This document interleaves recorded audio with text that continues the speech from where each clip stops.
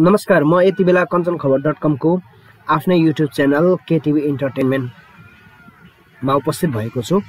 आज मैले विश्वभरि महामारीको रूपमा फैलिरहेको नयाँ भेरिएन्ट सहितको कोरोना भाइरसले कञ्चन गाउँपालिकालाई पनि अछुतो नराखेको र कञ्चन गाउँपालिकामा भयावह स्थिति भइरहेको अवस्थामा कञ्चन गाउँपालिकामा सक्रिय विभिन्न गैर सरकारी संस्थाका प्रतिनिधि सहित गाउँपालिकाका अध्यक्ष गोकर्ण छेत्रीको उपस्थितिमा कञ्चन गाउँपालिकामा फैलिरहेको कोरोना भाइरसको संक्रमणलाई रोकथाम गर्न र न्यूनीकरण गर्नको निम्ति के गर्न सकिन्छ र कञ्चन गाउँपालिकाको रणनीतिक योजनाहरू के रहेको छ र त्यो योजनामा कञ्चन गाउँपालिकामा सक्रिय विभिन्न सङ्घ संस्थाहरू कसरी सहभागी हुन सक्छन्, कसरी सहकार्य र समन्वय गर्न सक्छन् भन्ने बारेमा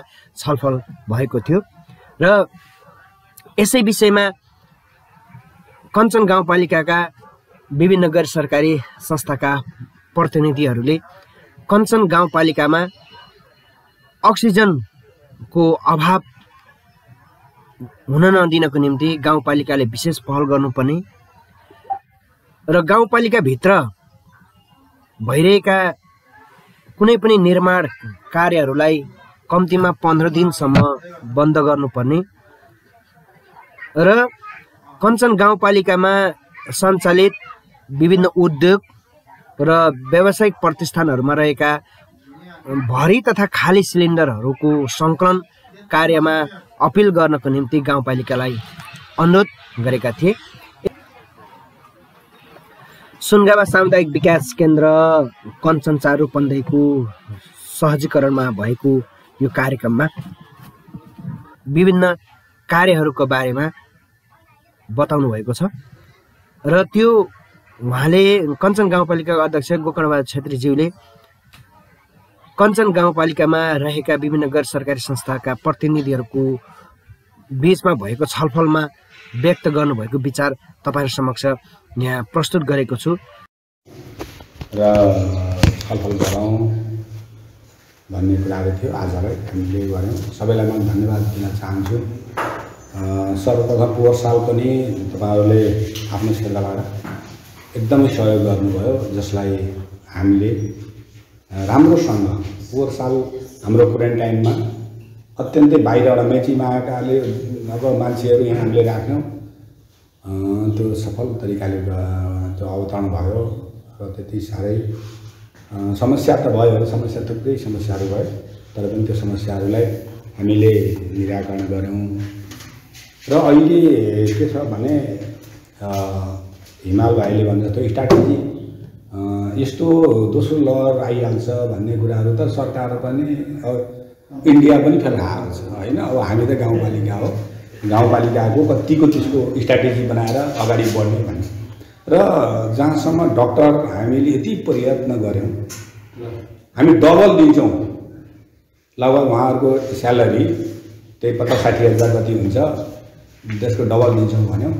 डक्टरहरूलाई धेरै गऱ्यौँ, प्रयास गऱ्यौँ, हामीले विज्ञापन 2 चोटि गऱ्यौँ, तर पनि हामीले डक्टर यहाँ आउन कोही पनि मानेन।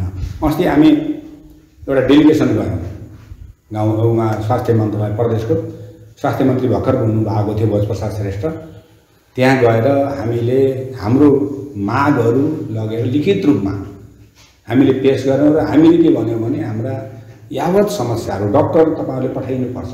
हाम्रो विज्ञापन गरेर गयो, पैसा हामी तिर्छौँ, गाउँपालिका कति लाग्छ त्यसको सरकार होइन, प्रदेशले एउटा डक्टर पठाउन सक्छ कि सक्दैन भन्ने कुराहरू गर्दा हामीलाई अहिले यहीँ पनि डक्टरहरूको अभाव छ। त्यसो भएर डक्टरहरू हामीले उपलब्ध गराउने कुराहरू सकिन्न भन्नु। हामीले सिलिन्डरका कुराहरू गर्यौँ। सिलिन्डर के रहेछ भन्ने तपाईहरुलाई भन्नुपर्छ। हामीले यहाँ 20 वटा सिलिन्डर राख्न पाइन्न।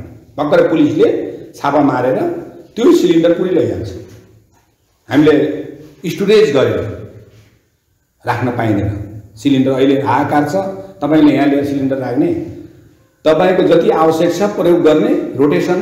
अहिले हाम्रो गोपाल विक एकदम खट्नु भएको छ। यहाँ खाली हुँदा बित्तिकै उहाँले लगेर भरेर ल्याउनु भएको छ र मैले 3-4वटा सिलिन्डरहरू बल्ल बल्ल त्यो व्यक्तिहरू कोही माछा मार्नेहरूसित नै हुँदो रहेछ, माछा पालन त्यो भुरालाई अक्सिजन चाहिँदो रहेछ, त्यो पनि जम्मा कलेक्सन गरिएको छ। हामीले 3-4वटा किनेर लिएका छौँ।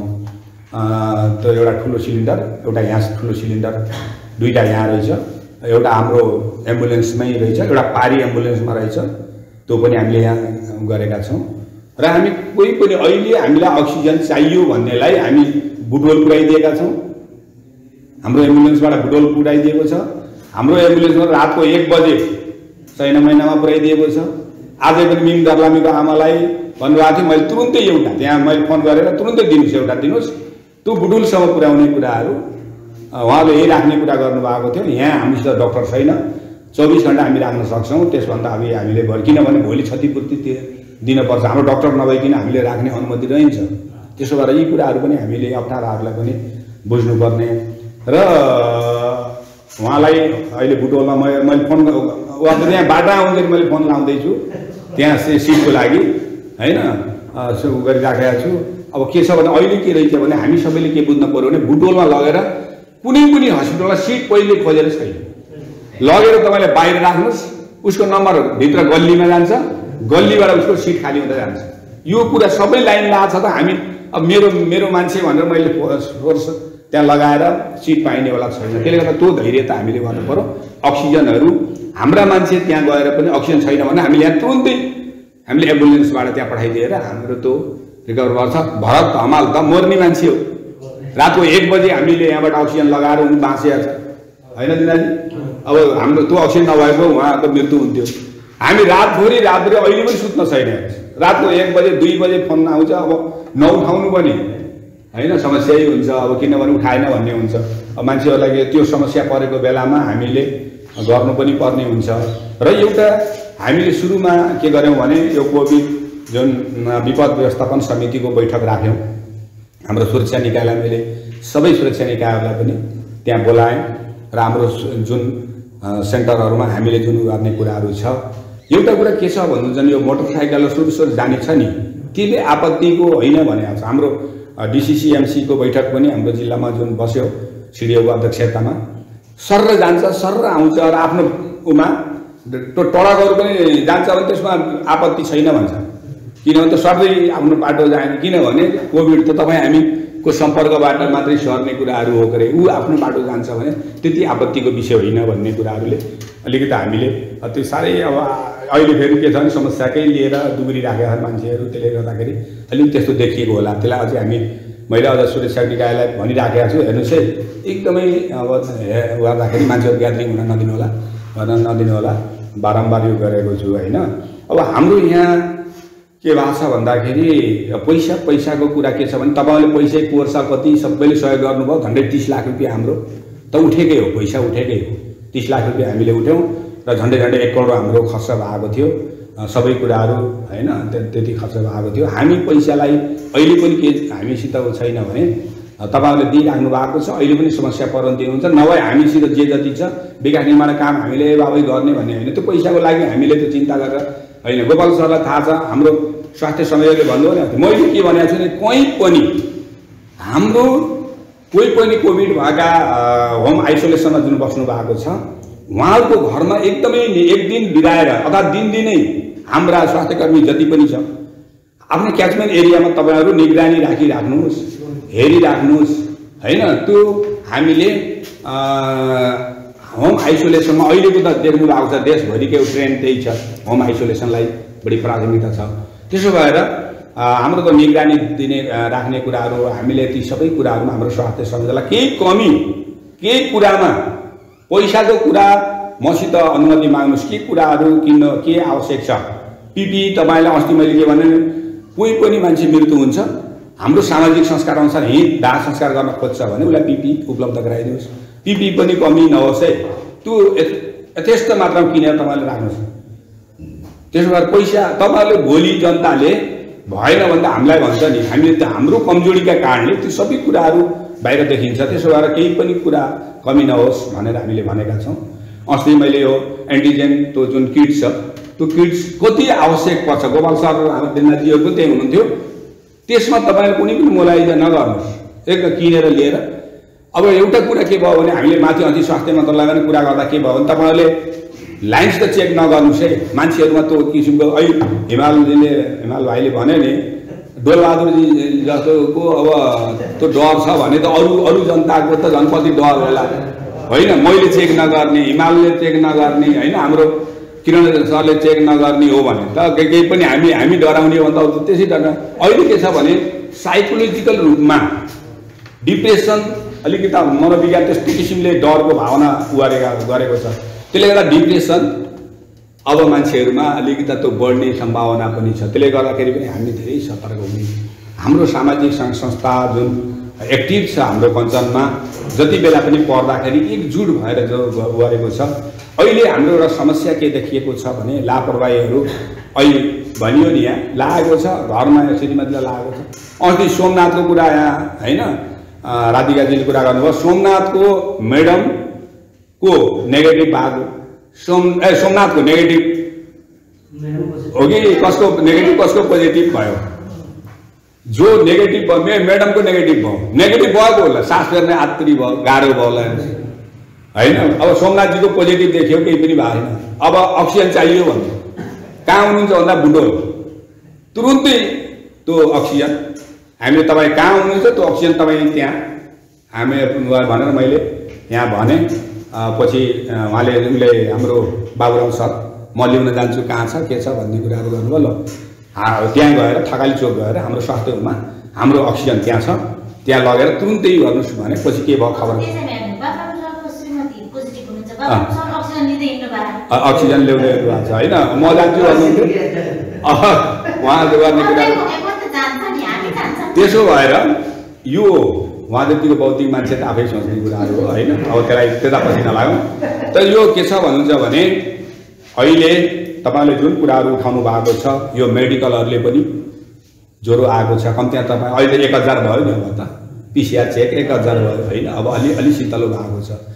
अब हामीले एन्टिजेन किट हामीले जति आवश्यक पर्छ किन्ने कुरा भइसक्यो होला, सायद आइसक्यो होला।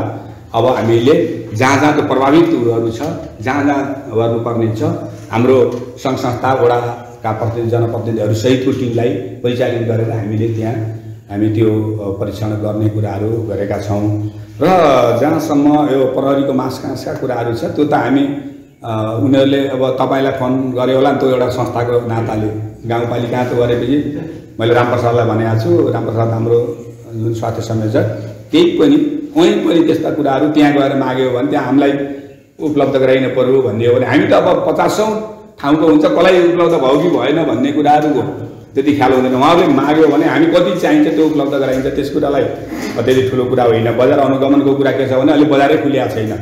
लगभग हामीले पनि ठाउँ ठाउँमा सोधिराखेका छौँ केही खाद्यान्नको जुन कहाँ खुलेको छ। अहिले त्यस्तो किसिमको यो बेला मान्छेले त्यो गरेका छैन। कसैले आफ्नो रिसर्च अलिअलि भित्रभित्र तुसका कारणले भन्यो होला, छुट्टै कुरा हो।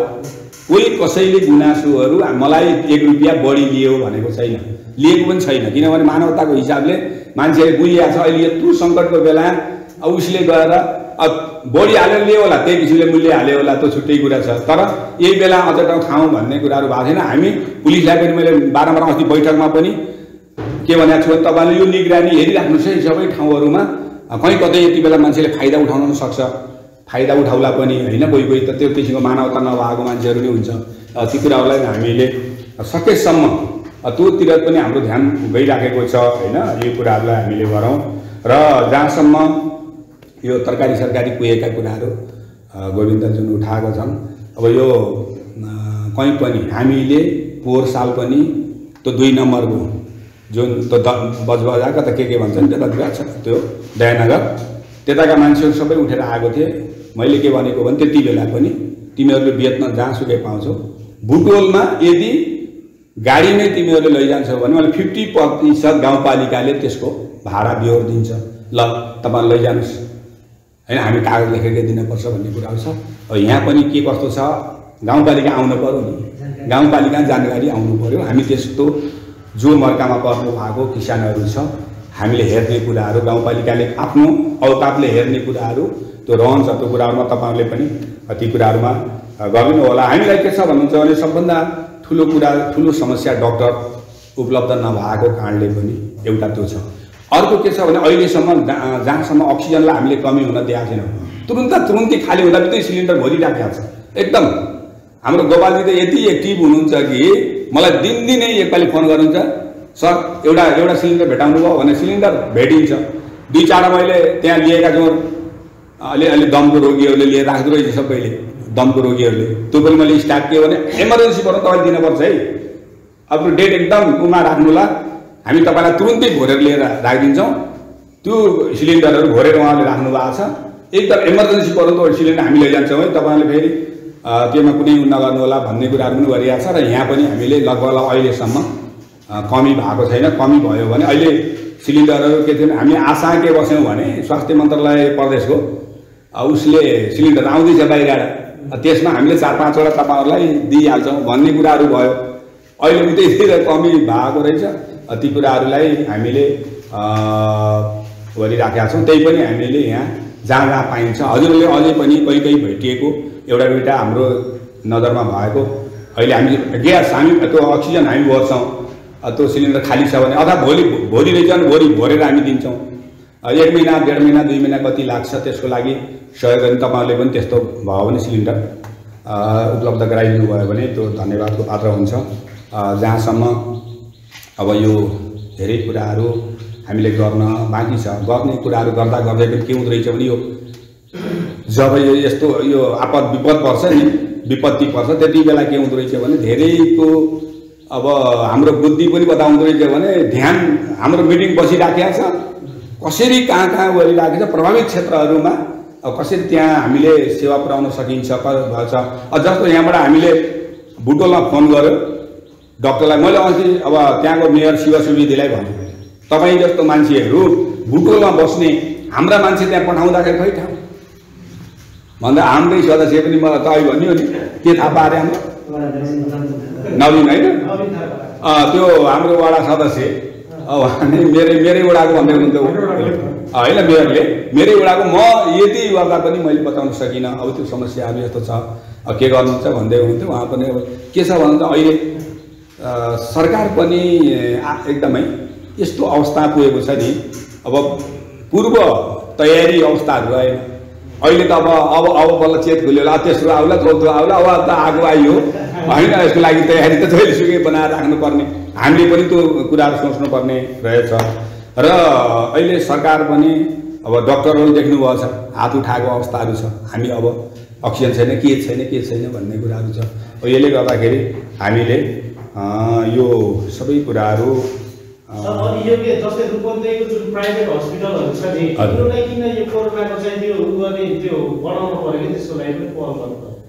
जस्तै 100% हस्पिटलहरू त दिएको छैन नि त अहिले कोरोनाको होइन, कोही जस्तै क्रिमसनले लिइसक्यो अनि त्यो प्राइभेट हस्पिटलहरूलाई पनि त्यो चाहिँ अलिकति सहजीकरण गर्यो भने पेसेन्टहरूलाई बेडहरू पुग्छ के उपलब्ध हुन्छ। त्यो प्राइभेटले चाहिँ अहिले रोकिरहेको छ कि त्यसलाई पनि अलिकति गर्नु पर्यो कि प्राइभेटहरूलाई त दिएन क्या के कोभिडको अस्पताल सञ्चालन जिम्मेवारी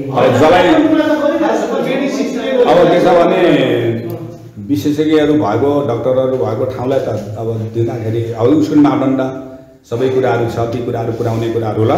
त्यो उनीहरूको कुराहरू भयो, हामीले दबाब दिने भोलि त त्यो कुरा ठाउँमा छ। अब हामीले भनेर त्यहाँ लागु हुने कुरा नि भएन, त्यो सरकारकै आउने होइन प्रदेश केन्द्रको कुराहरू छ। अब जहाँसँग अक्सिजन प्लान्टको कुराहरू छ नि हामीले अब गर्ने कुराहरू त्यो कुराहरू त भोलिका दिनहरूमा अब कति आवश्यकता हुन्छ, कति अब त सबैले गर्नै लाग्यो प्लान्ट होइन, सबैले राख्न लागिसक्यो। हस्पिटलहरूले पनि अहिले त तुरुन्तै राख भनेर 15 दिनभित्र राख्न पर्यो भनेर हस्पिटललाई पनि निर्देशन दिइसक्यो सरकारले।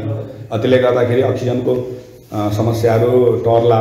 अब यी सबै कुराहरू जहाँसम्म तपाईँहरूले उठाउनु भएको छ यी उठाउने कुराहरूमा हामीले अझै सबैलाई परिचालित गर्ने कुराहरू।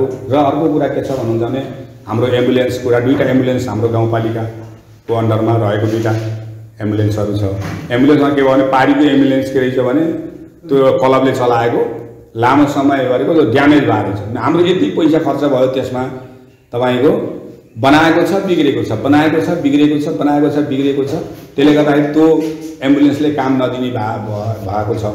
र यो एम्बुलेन्स हाम्रो यो एम्बुलेन्स चलिराखेको छ र मैले अस्ति पनि बैठकमा मैले के घोषणा गरेको हो भने आवश्यक पर्यो भने म चढ्ने जुन गाडी छ यो गाडी हामीले जुन हैन संक्रमितहरूलाई बोक्नको लागि हामीले यो प्रयोग गरौँ भनेर मैले रामप्रसादजीलाई हाम्रो प्रमुख प्रशासकलाई यो गाडीलाई यो गाडी फेरि के बनाउनु हुँदो यति हाल्न मिल्दो रहेछ त्यहाँ बेड बनाउनु पर्दो रहेछ त्यहाँ अक्सिजन सिलिन्डर राख्ने कुराहरू त्यहाँ त्यो बार्न पर्ने कुरा त्यसका सबै मिलाउनु पर्दो रहेछ यो गाडीहरू फेरि त्यत्तिकै यो गाडी लो भयो भनेर मैले दिएर त्यहाँ लगेर बिरामी तपाईँको कहाँ सुताउनुहुन्छ तपाईँ उहाँहरू त बेड सेट सबै बनाउनु पर्दो रहेछ त्यो सबै त्यो फोडेर फेरि त्यसलाई फेरि त्यो किसिमको बनाउनु पर्दो रहेछ मैले त्यो भयो भने पनि तपाईँहरूले तुरुन्तै यो गाडीलाई लगेर बनाउनुहोस् र यो गाडीलाई पनि प्रयोग गरौँ भनेको अहिलेसम्म के भन्नुभयो मलाई सूचना के आइराखेको छ भने दिनदिनै जस्तो यो स्वास्थ्य विभागबाट मलाई सबै ठाउँबाट रामप्रसादजीले मलाई ब्रिफिङ गरिराख्नुहुन्छ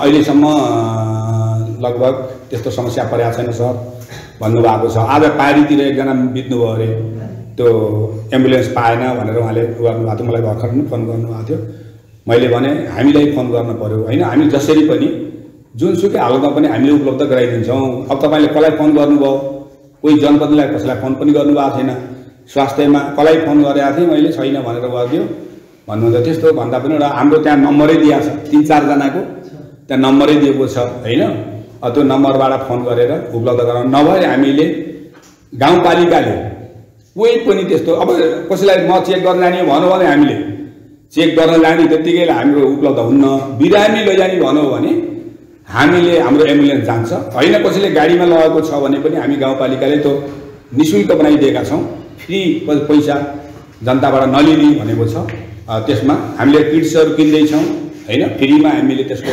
गर्दैछौँ र हामीले आवश्यक पर्यो भने तपाईँहरूले गाडी हाम्रो एम्बुलेन्सले थामेन भनेर तपाईँले भन्दै दिन हामी अर्को गाडीलाई तैनात हामी राखिराखेका छौँ त्यो म चढ्ने गाडीलाई मैले अस्तिबाटै भनेको छु तपाईँले बनाएर यसलाई गर्न पर्यो आवश्यक पर्यो नि त यसलाई तुरुन्तै तयारी गर्नुहोस् भनेर जिम्मा लगाइसकेको छु उहाँहरूले अहिले त्यस्तो समस्या परेको छैन सर अहिले एम्बुलेन्सले एउटा तानिराखेको छ गरिराखेको छ एक रात दिन त्यस्तो गरेको छ भोलि अझै त्यसलाई बढी भयो भने हामीले त्यो बनाउने छौँ भन्ने कुराहरू गर्नुभएको छ यसमा तपाईँहरूले पनि त्यो सन्देशहरू सबैलाई गर्नु होला सबैले आफ्नो ठाउँमा परेको समस्याहरूमा तपाईँले गाउँपालिकालाई दिने सुझावहरू बेला बेलामा जुन दिनुभएको छ आर्थिक सहयोगहरू पनि अब हामीले अहिलेपछि होइन क्लबको भवन बनाउनु पर्यो भनेको छ क्लबको भवन खेलकुद बनेको छ होइन गरेको छ अब यस्तो बेला फेरि के हुन्छ नि गाउँपालिकाले अब फेरि भएको जे जति छ अहिले तपाईँको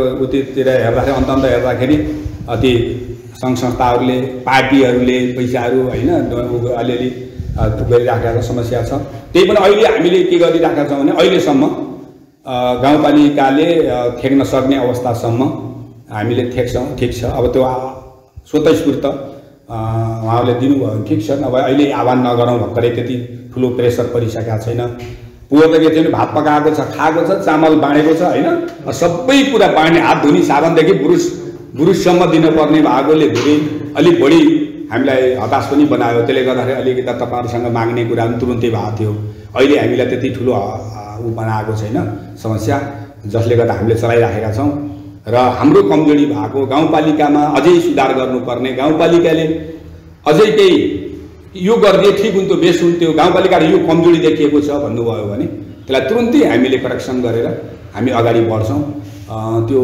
समस्याहरू तपाईँले बारम्बार हामीलाई जुन सुझाव दिनुभएको छ जो एकदम राम्रो सकारात्मक सुझावहरू छ त्यसलाई हामीले ग्रहण गरेका छौँ र अहिले हामीलाई अब हेर्दाखेरि हाम्रो रेसियो जुन गरिराखेको छ अलिकता यो बेला बढेको अलि माथि चाहिँ चढेको देखिएको छ किनभने पिसिआर चेकहरू गर्दा पनि पोजिटिभै देखिएको छ होइन एन्टिजेन अस्ति कतिजनालाई 23जनालाई चेक गर्दा 10जनामा पोजिटिभ देखिएको छ यस्तो अवस्थाहरू देखिएको छ 50% लगभग भनेको त हाम्रो त धेरै फैलिसकेको रहेछ भन्ने यसले देखाएको छ त्यति विश्वसनीय त होइन एन्टिजेन जुन हाम्रो किट छ त्यो त्यति विश्वसनीय त होइन जुन हाम्रो पिसिआर जस्तो त्यो त्यति विश्वसनीय त होइन त्यो लागेर गर्दा बित्तिकै हामीलाई एकदमै आत्तिनुपर्ने कुराहरू यसले के गर्यो भने अस्ति स्वास्थ्य मन्त्रालयमा के भनियो भने तपाईँले धेरै चेक नगर्नुहोस् भने धेरै चेक नगर्नुहोस् तपाईँ स्वयं चेक गर्नुहुन्छ अहिले समाजमा एकदमै फैलिएको छ फैलेको छ। त्यसले के गर्छ भने मान्छेहरूमा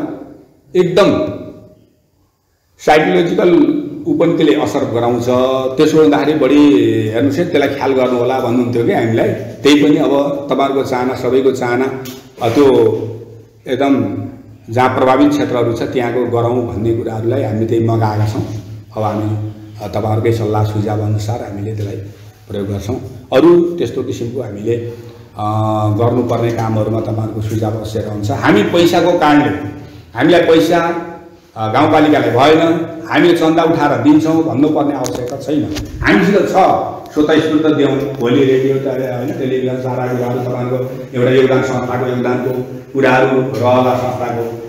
अब होइन भने गाउँपालिकाले पैसा नभएर गरेन कि भन्ने कुरा नगर्नु। हामी